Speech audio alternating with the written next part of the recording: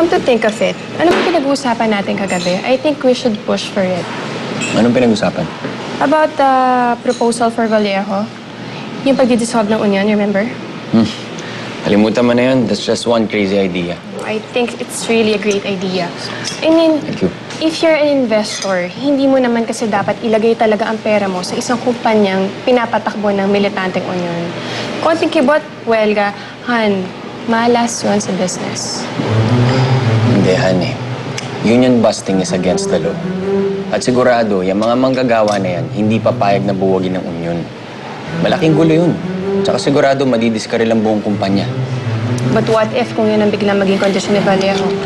Natatanggapin lang niya ang proposal kung i-dissolve natin ng union. What are you gonna do? Dededmahin mo na lang? Hindi mo man lang ba gagawin yun for the sake of everyone's survival? Teka, where are you going? Hindi ka pa tapos Hindi kumain. na, nawala na ako ng gana.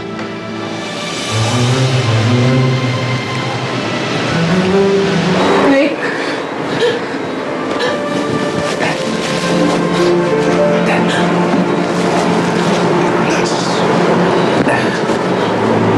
Hanapin mo ang tatay mo.